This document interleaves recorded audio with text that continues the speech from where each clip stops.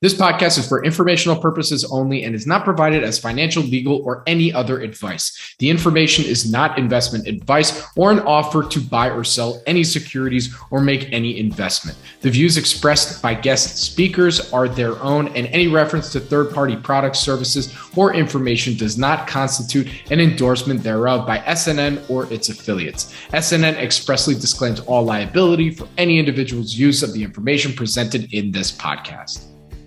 My guest on the show today is Ira Goldfarb, founder and executive chairman of Sow Good. It's a publicly traded company. The symbol is SOWG on NASDAQ. Sow Good Inc. is a US-based freeze-dried candy and snack manufacturer dedicated to providing consumers with freeze-dried treats. Sow Good has harnessed the power of their proprietary freeze-drying technology and product specialized manufacturing facility to transform traditional candy into a novel and exciting everyday confectionaries subcategory that we call freeze-dried candy. Full description according to the company's website. Sow Good recently uplisted to NASDAQ in April of 2024. And despite founding the company in 2020, they launched their Sow Good branded freeze-dried candies in March 2023.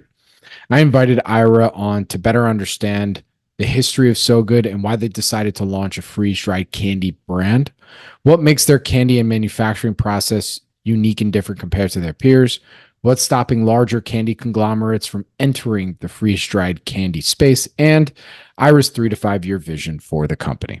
With that, please enjoy my conversation with Ira Goldfarb, founder and executive chairman of Sow Good. Ira, thank you for joining me today. How are you doing? Thank you, Robert. Thank you for having us here. It's great to have you, and thank you for jumping on and doing this, answering a few questions to find out more about Sow Good, which you have so beautifully displayed. If you're watching the video, he's got a nice display of the Sow Good freeze-dried candy behind him. So my first question that I ask everybody on here to start us off, what would you say is that one line that best describes Sow Good?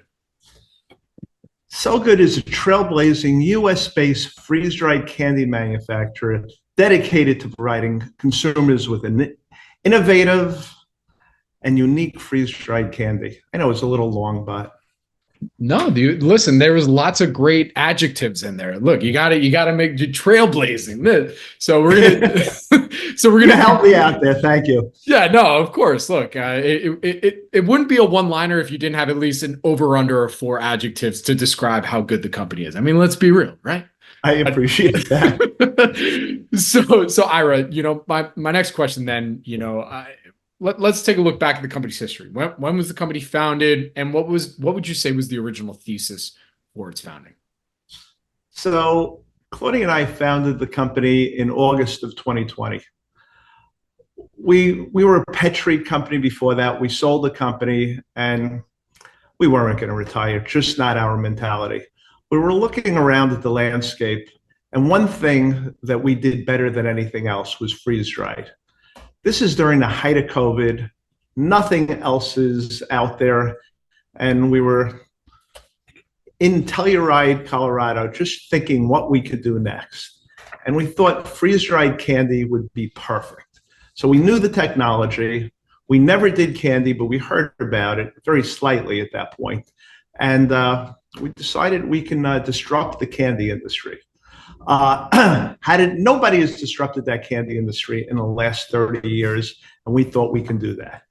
So we wanted to create a company that had experience for consumers, that the growth for the investors and employees was there. The core pillars of Sow Good are innovation, scalability, manufacturing excellence, meaningful employment for everybody. Those opportunities are going to be there, and the highest food quality standards in any industry. That's why we found Sow Good freeze-dried candy. Very good.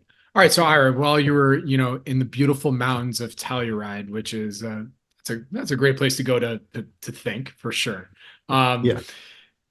What led you to candy? Because we can talk anecdotally about like nobody's disrupted candy in a long time, all that, but like, what was it when you were there that you're like, all right, it's time to marry candy with our freeze-dried technology? It didn't go quite like that. We were working on freeze-dried fruit, vegetables, and a few other ideas came about. And we even started in freeze-dried fruit. It didn't sell as well. So we abandoned that idea and we went to candy thereafter. So what would you say makes your freeze-dried technology unique and different? And I say this because, a while ago I used to interview a company. I won't say the name, but we did a few interviews over the years about their freeze-dried technology and how they were working with various OEM manufacturers and helping freeze-dry whatever products there are out there. So what about your technology is unique and different compared to some of your peers out there? We have proprietary freeze-dried technology. Why is it proprietary? We make it ourselves. We manufacture all of the components in different parts of the world, and we take the best of every freeze dryer there is out there. And we make it very specifically for candy. So other people just use, off-the-shelf freeze dryer, mostly little babies. Ours does 4,000 or 5,000 pounds at a time, depending on what candy it is. We have a manufacturing facility that can transform candy into a novel and exciting eating experience. We have 20 years experience doing it. But if you look at our freeze dried specifically, our dryers themselves, they are unique. There's many more components to our freeze dryer than there are to anyone else's in the industry. We could do each locker, which would hold 20 trays at a time, and do it differently. Where most people just put it in a freeze dryer and all they know is when it comes out, it worked or it didn't work. We know every second of that cook and we monitor every second of that cook. So we have somebody watching it throughout the entire process. And we make sure it is perfect each and every time. Absolutely. So let's also talk about the market for freeze-dried candy. When you were, like, all right, let's try candy. Now, I mean, I guess it's more of a competitive landscape question is who else is out there that's making freeze-dried candy? And look, I have a sweet tooth. I haven't really partaken in candy so much in my last, 5 years or so. I'm trying to save my teeth a little bit, but like who else is out there that's making freeze-dried candy? Well, we're going to address your question first, or your statement. We're going to have to get you to start eating candy. And there's a reason for that. A lot of the reason why you have cavities or, your teeth and everything else is because when you chew no on cavities. candy, On the record, no cavities. Just make sure. That's not what I heard. No, I'm kidding. If you chew on candy and it's gummy, it sort of sticks to your teeth and that sugar is sticking there. When you do a freeze-dried candy, you bite into it and it's crispy. It's like eating a potato chip that just came out and brand new. And every one of our candies, whether it's gummy, whether it's a chew candy, when you bite into it, it's crispy. It has unique qualities, and that crispy experience is what people are looking for. And the whole industry, not only the candy industry, but the whole treat industry, whether it's potato chips or all the other areas, they all wanted to go crispy rather than gummy. Just much more flavorful that way. Got it. I see. Did I finish? Did I answer the entire question? Yeah, no, that addresses the actual, what the consumer is looking for in terms of a candy eating experience, how I guess that's evolving over time, right? That's really what you're addressing. Yes. Yeah. Yes. So then now from a competitive landscape perspective, I mean, who else is making freeze-dried candy out there that is kind of, building up this market as well, that's competing with you guys? I would say there's probably hundreds of people making freeze-dried candy. Most of them making it in a garage or in a warehouse. They don't have SQF, which is a quality assurance schematic that is at the very top. We're SQF2, just to tell you where we're all with that. Not only that, they really don't know how to make it. They throw it in a freeze dryer. Whatever comes out is what comes out. So if you got hundreds of people doing it, there's a lot of candy companies that are just going to disappear within the next year or two. Together, they probably represent 33% of the industry, and we've got the other 67%. So all combined, we own the majority of the entire freeze-dried candy company. Yeah, no worries. So, I mean, market was the word I was looking for. Market, there it is. That's it. So another question I have for you, and this I think came up in a couple, Twitter threads. So while I'd like to take credit for this question, I can't.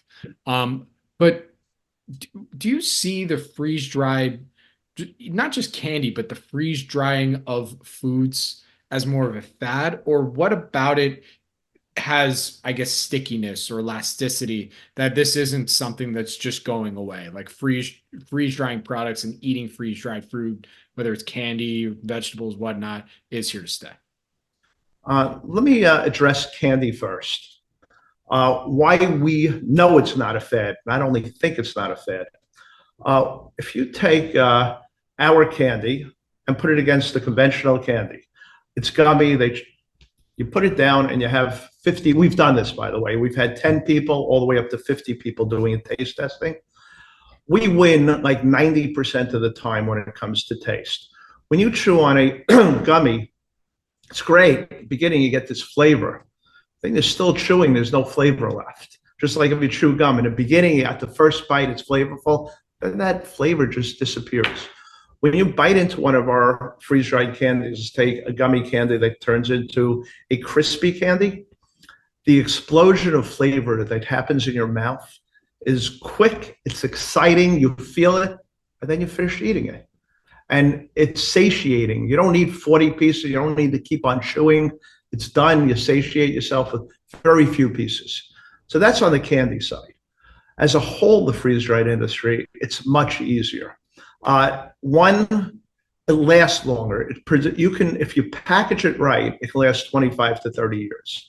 If you don't package it right, like anything else, if air gets in or you've got too much sunlight on it, it doesn't last anywhere near as long. But a regular candy, the shelf life could be 6 months or a year. So that's why I think freeze-dried everything, whether it's fruit, whether it's vegetables, whether it's candy, or whether it's baby food or anything in an area that you want to make sure that it preserves well and you want to keep the nutritional value. Like if you put something in a freezer, it loses 20% of the nutritional value within a week.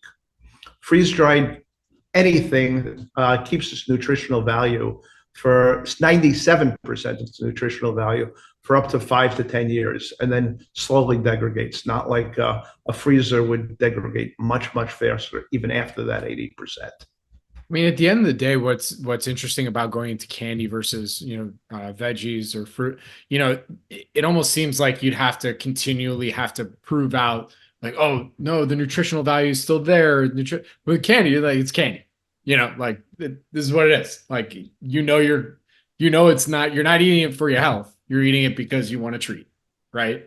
So, I mean, I guess I'll have to agree to that one. I mean, if we're being real. It is what yes. Yeah. So, another question I have too, you mentioned the company started more or less during COVID. You had the exit with the pet treat company. I mean, we're recording this June 2024. I mean, that's not that long. Was it 4 years? And, you're already at approximately 5,800 retail doors and 18 SKUs. Have you been able to, from, idea conception to where you're currently at today? How were you able to get here so fast?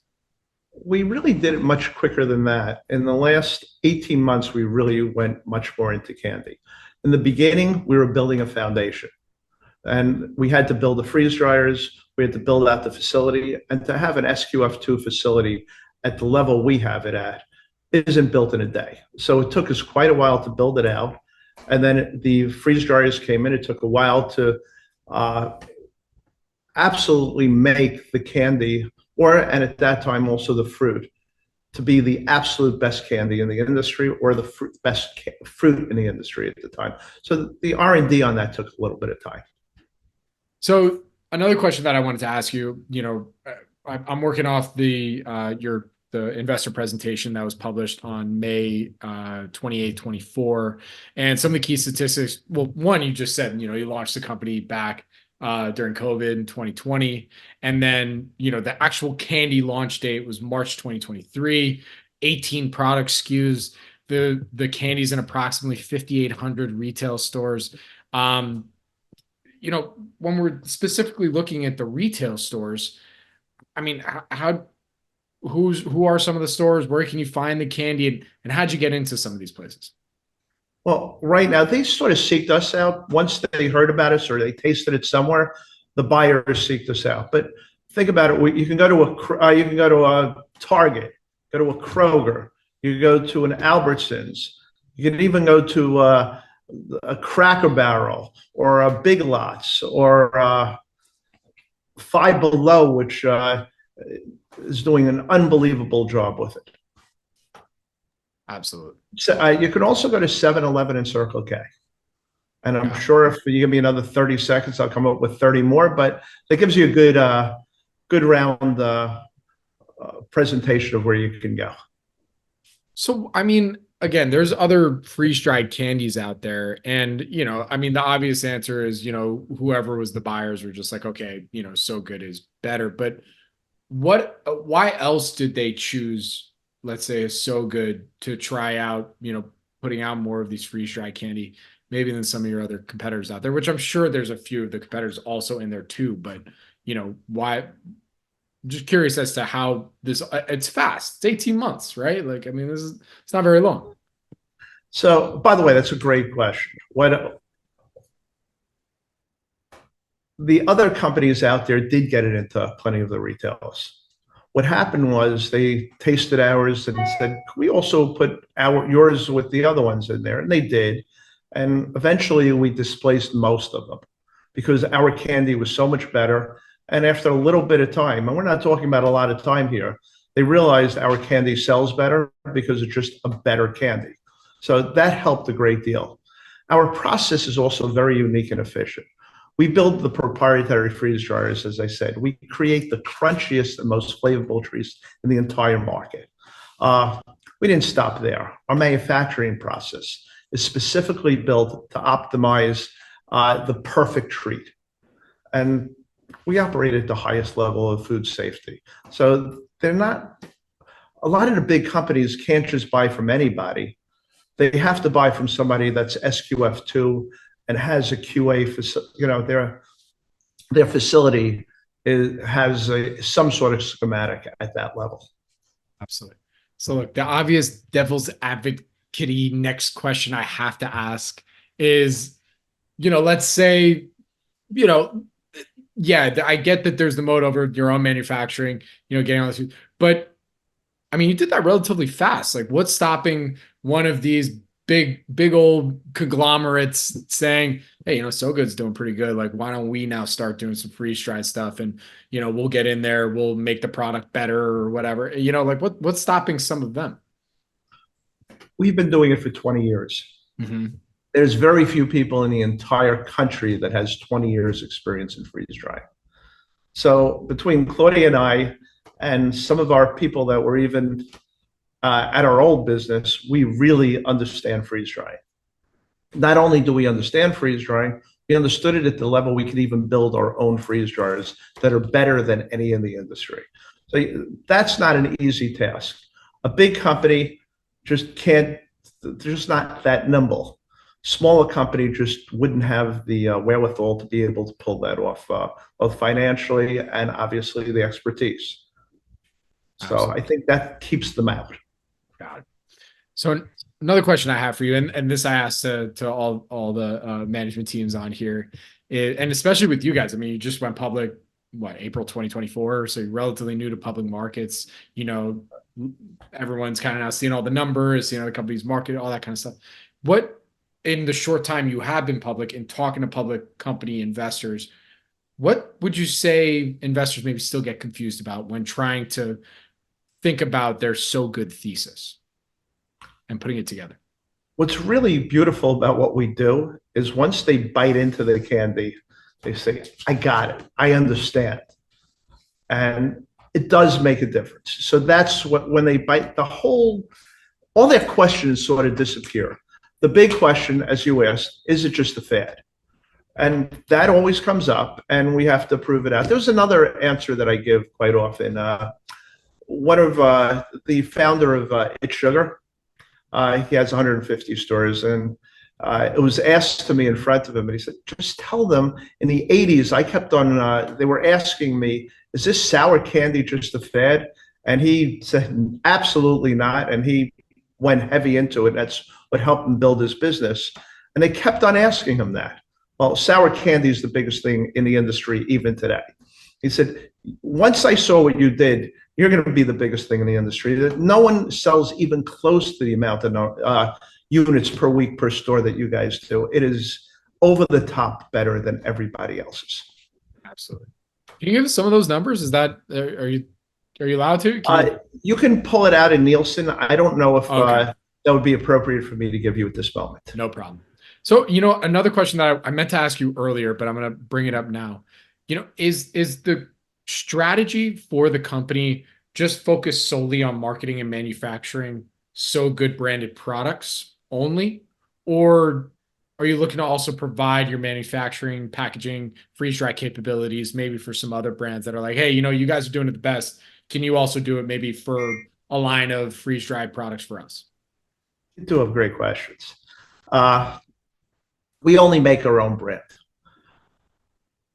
We make the best quality in the industry, as I said before, with the best taste.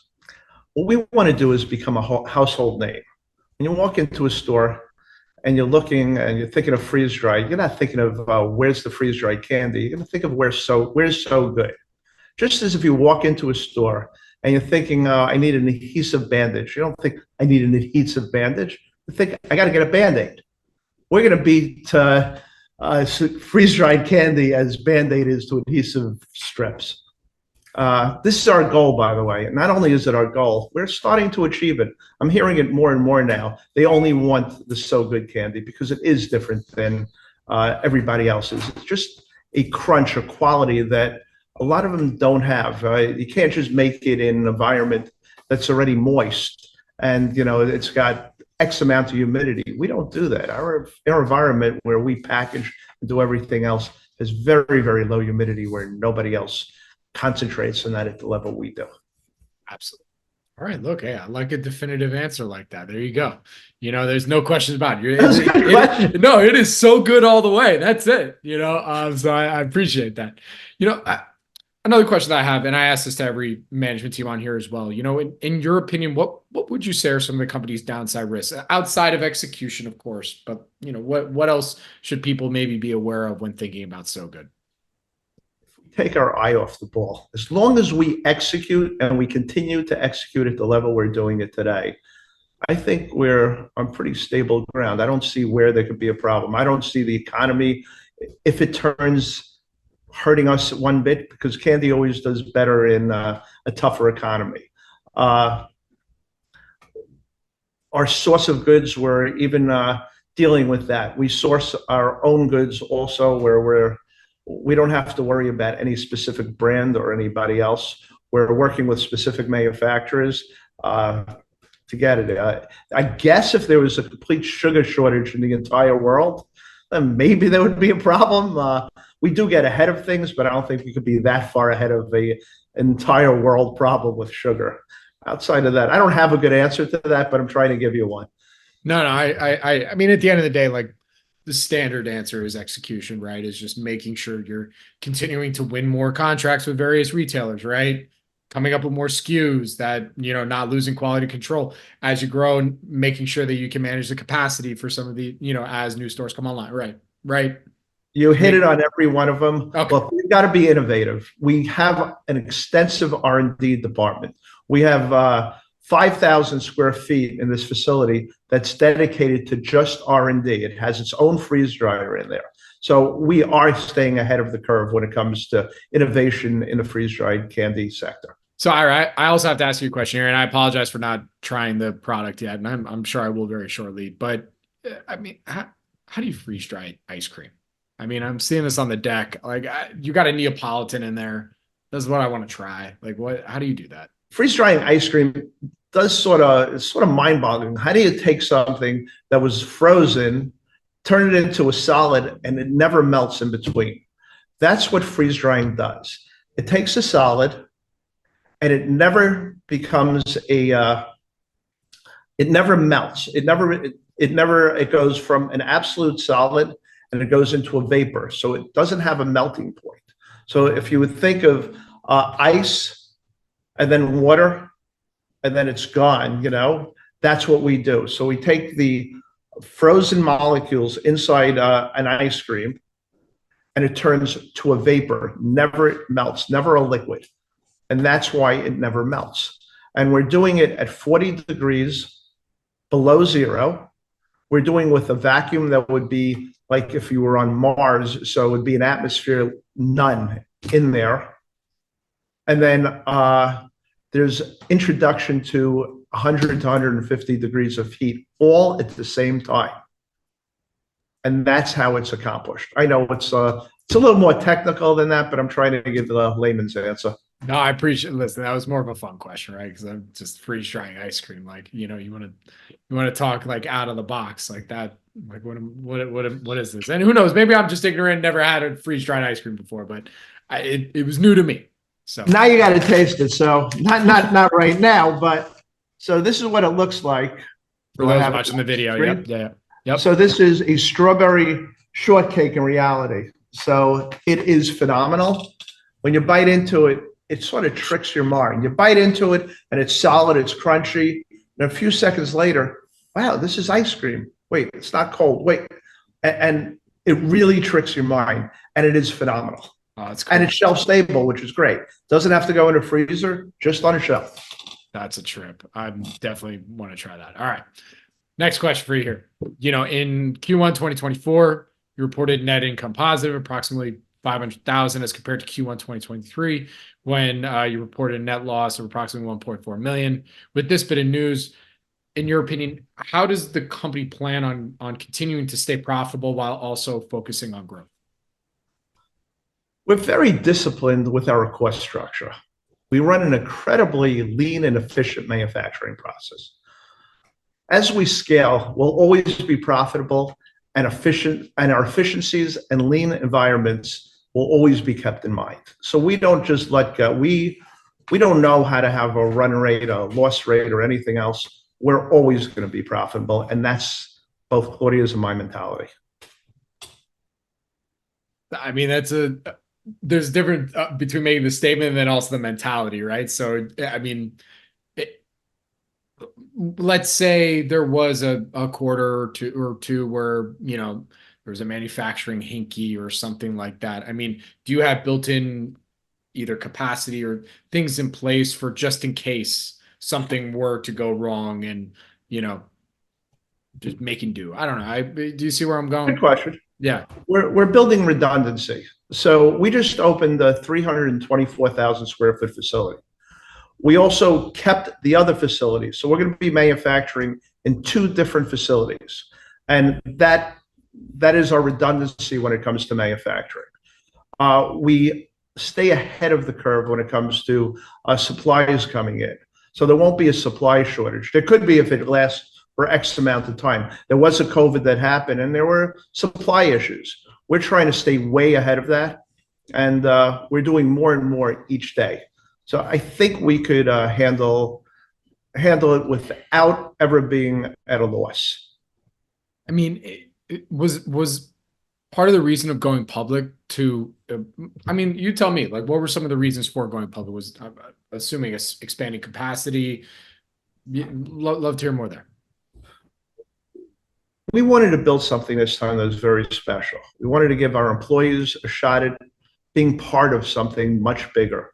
It's a lot easier to do it public than it is to do it private. If you do it private, the shares aren't really tradable or sellable or anything else. By doing it public, we gave our employees, our family, the ability to join in and really feel part of something that is special. And that's how they feel today. So that was probably the biggest reason of all why we decided to do it in a public arena versus private. So Ira, final question for you here today. From what you can tell us, in your opinion, where would you like to see the company in 3 to 5 years? And what do you think could be those inflection points that'll get you there? Knowing the exact inflection points at this time is a really hard thing to do. Right now, we're focused on increasing production. And at this moment, we're going to keep on going with increasing production into the future.